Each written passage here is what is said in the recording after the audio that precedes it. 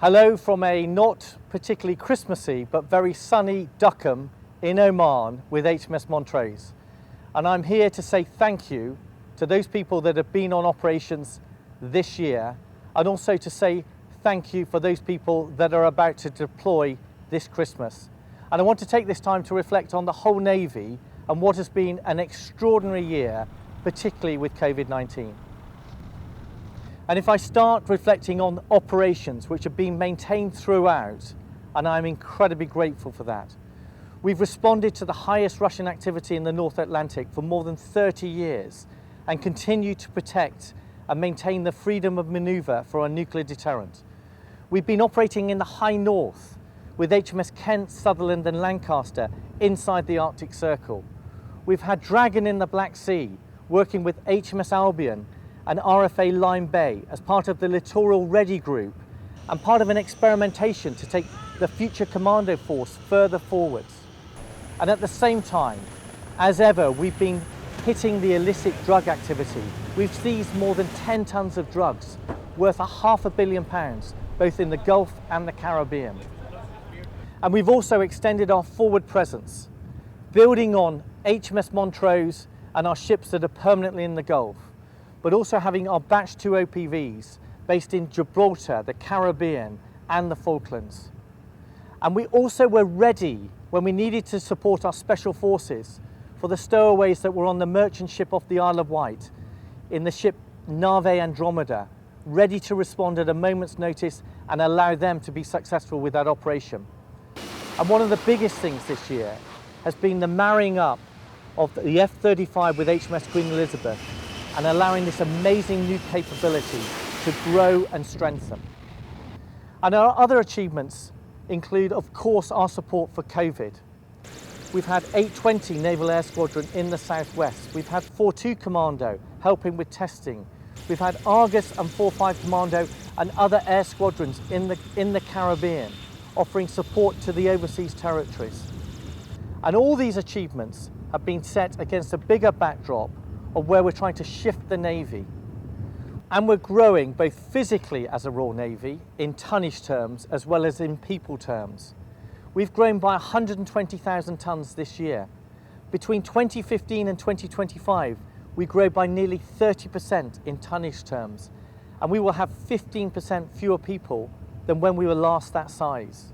And we're balancing this out by more people joining, people staying longer, and by shifting the balance from shore to sea.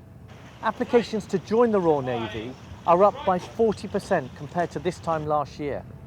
We've increased our training capacity by 25%, and people are staying longer in the Navy, such as we've now got 2 ships companies worth of Type 23s to be able to maintain our Navy into the future.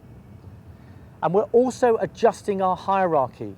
We now have fewer admirals, and by April next year, we will have a Navy headquarters which is 40% smaller.